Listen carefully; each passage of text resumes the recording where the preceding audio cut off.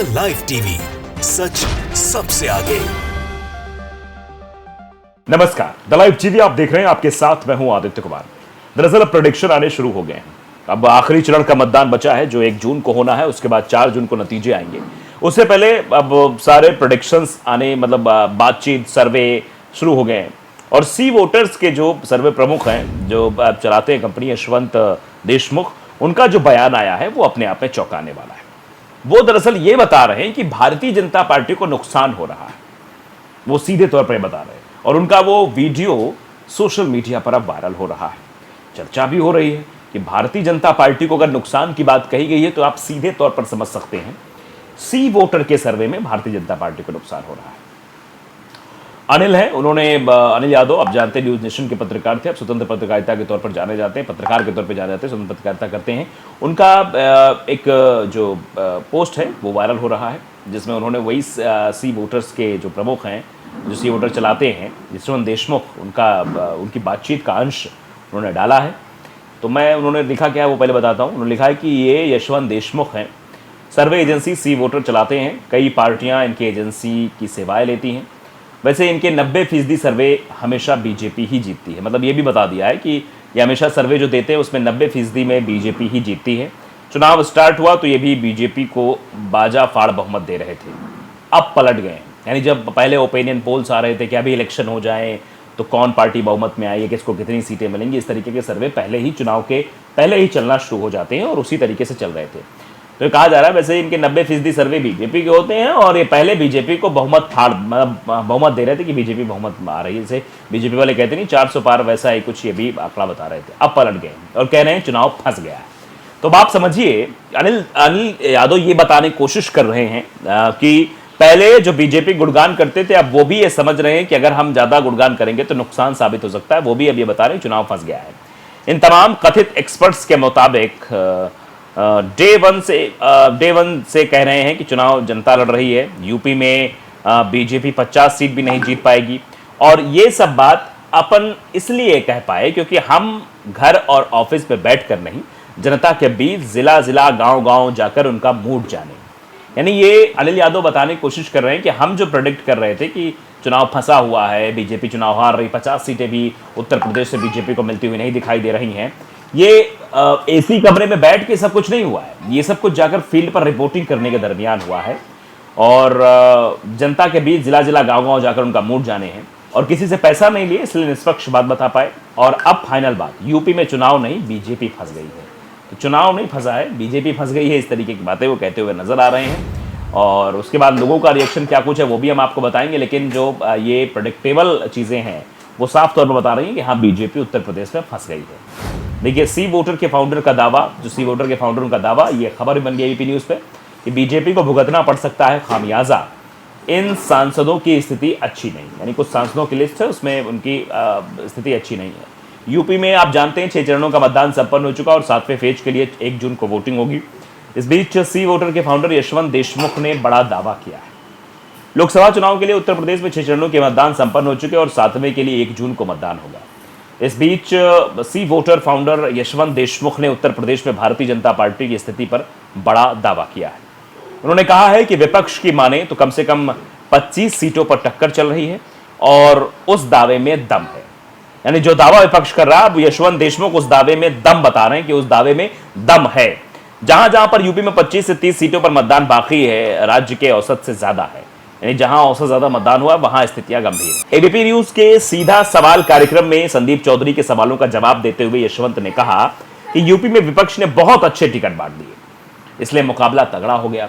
और उससे ज्यादा महत्वपूर्ण बात यह है कि बीजेपी ने अपने टिकट वितरण में खुद की दुर्गति की। इसके अलावा और ऐसी कोई वजह नहीं थी कि चुनाव फंसा हुआ दिखाई दिया। अगर आप सपा की कुछ घर की सीटें और रायबरेली को छोड़ दे तो इसके अलावा ऐसा नहीं लग रहा था कि यूपी में चुनाव फंसेगा, क्योंकि बसपा अलग हो गई थी और कांग्रेस अलायंस में थी। यानी यशवंत देशमुख का जो पहला प्रेडिक्शन था दिमाग में चुनाव से पहले, वोटिंग से पहले, वो ये था कि बसपा तो अलग चुनाव लड़ रही है और बसपा के साथ मिलकर ही पिछली बार 2019 के चुनाव में थोड़ा बहुत प्रदर्शन कर पाई थी।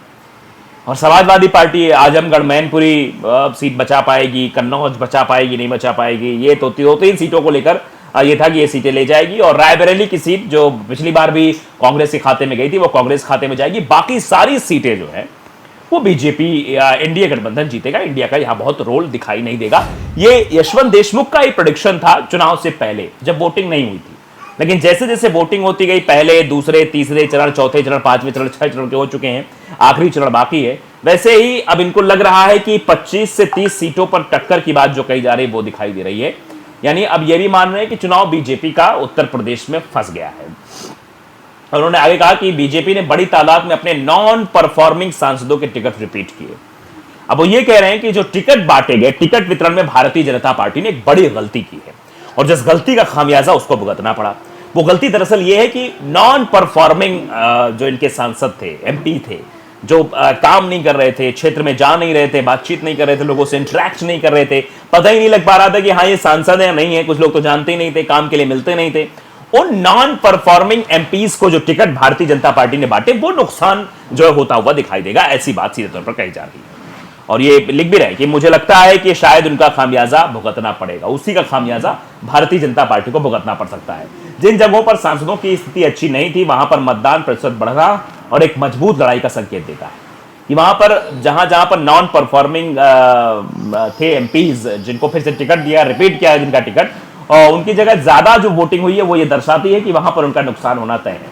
अब बता दें कि यूपी में बीजेपी अपने सहयोगी सुहेल देव, भारतीय समाज पार्टी, राष्ट्रीय लोकदल, अपना दल, सोनेवाल और निषाद पार्टी के साथ चुनाव लड़ रही है। इसमें से सुभाषपा को 1, अपना दल सोनेवाल को 2 और रालोद को 2 सीटें दी गई है। वही निषाद पार्टी के 2 नेता भारतीय जनता पार्टी के टिकट पर मैदान में है। इस तरह से बीजेपी यूपी में 75 सीटों पर चुनाव लड़ रही है। बीजेपी इस चुनाव में दावा कर रही है कि वो सहयोगियों के साथ सभी 80 सीटें जीतेगी। वहीं सपा कांग्रेस अलायंस का दावा है कि वो 79 सीटें जीतेंगी। मतलब अलग अलग प्रेडिक्शन है सबका, कितना जीतेंगे, लेकिन जो चीजें होंगी उसको लेकर जो प्रेडिक्शन है, वो प्रेडिक्शन अपने आप में बहुत गंभीर हो गया है। और यशवंत जी का दावा वो ये बताता है कि भैया मामला तो फंस गया है। और उसी को लेकर अब अनिल यादव ने, जो न्यूज नेशन के पत्रकार हुआ करते थे, अब तो स्वतंत्र पत्रकारिता करते हैं, उन्होंने इस पर एक्स पर पोस्ट कर दिया उनका वो पूरा वक्तव्य, जिस वक्तव्य वो कहते हुए नजर आए थे नॉन परफॉर्मिंग एमपीज को टिकट देना बीजेपी के लिए खामियाजा है। और जो 25 से 30 सीटों की बात विपक्ष कर रहा है कि हम यहाँ